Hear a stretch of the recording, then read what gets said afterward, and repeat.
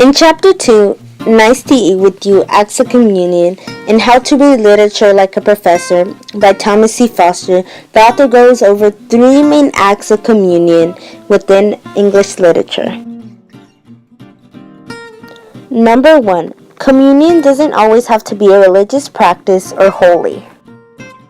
Number 2. When people eat or drink together, it's communion. And number 3. The idea of, hey, I'm with you, I like you, and we form a community together. The first example on how communion can be displayed in literature takes place in Henry Fielding's 1794 film Tom Jones.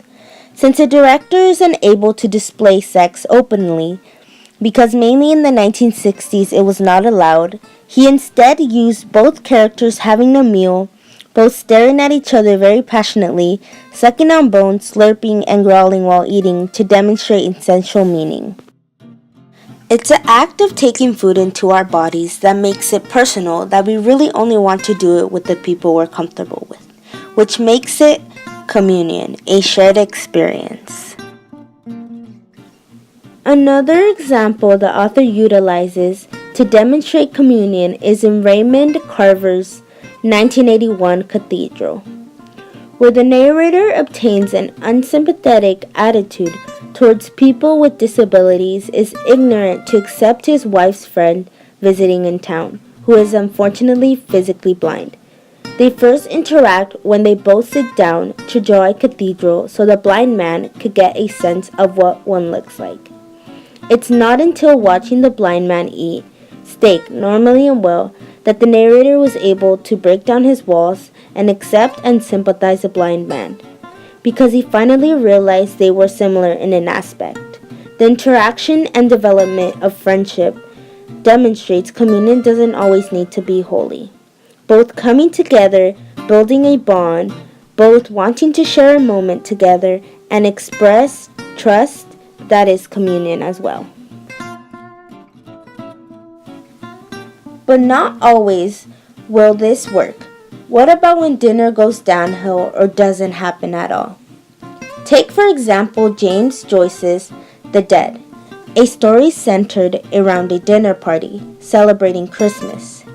Gabriel Conroy, the main character, has to learn that he is not better or higher than anyone else in his family.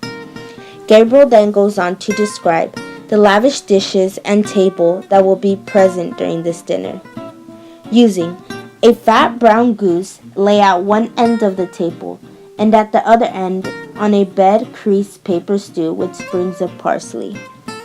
The author uses this method to lure the audience into the setting and also to pull the reality of the meal, but also to portray the tension and conflict between the family, mainly that is seen during the dinner.